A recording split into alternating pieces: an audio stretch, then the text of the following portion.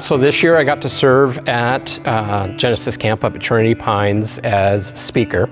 I've been involved with Genesis Camp for a number of years, previously as director, took a couple years off, and really enjoy having that opportunity to be up there and still interact with kids and their parents and the families.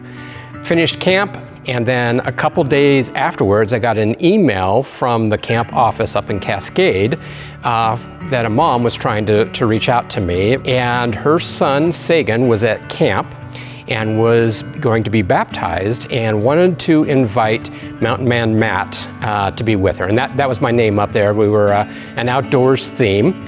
So I reached out to Shay and talked a little bit to her, and Segen had come back from camp and decided that he wanted to be baptized and wanted me and my wife to be there.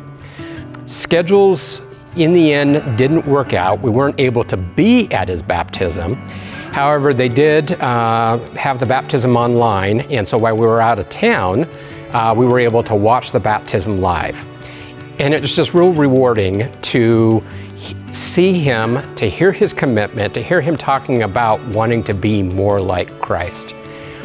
As a speaker and working in camp for a number of years, you invest a lot of time in camp. You spread lots of seeds. And you go away from camp, you don't always see what happens with those seeds. You might run into these kids year after year as they come up through the camping program, but that was the first time I've ever actually been able to see somebody come back around and see this little seed sprout.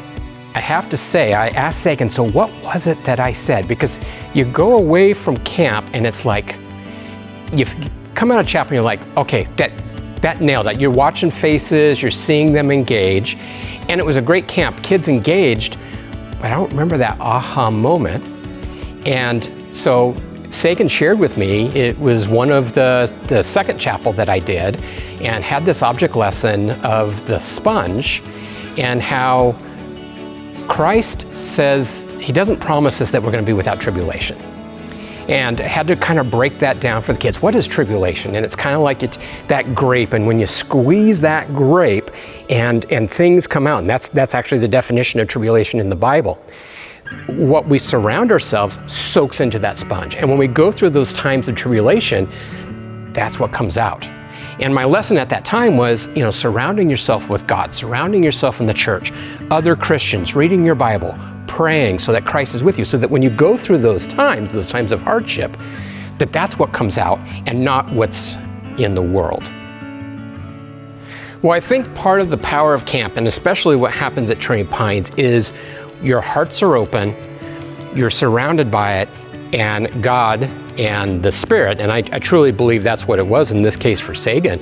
It wasn't my words, it was actually the Spirit using me as his tool, and it was actually the Spirit, it was God that was speaking to Segen and to reaching into his heart, and not really what I did other than make myself available.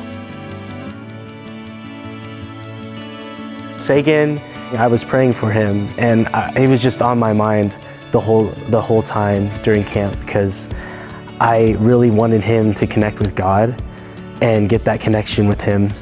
And I saw that progress every day, and it was just so awesome to see.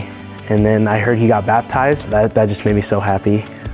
God formed a relationship with someone new, and it was awesome to see. So that meant a lot to me, to know that that's what reached Segen and meant something to him, and really energized me for continual work in camp. I've been working in camps for about 20 years, from a speaker to director, and sometimes you go home and you're so tired. But now I'm on fire, knowing that the investments that I made, that time, is making a difference for Segen, but could make a difference for other kids at camp also down the road.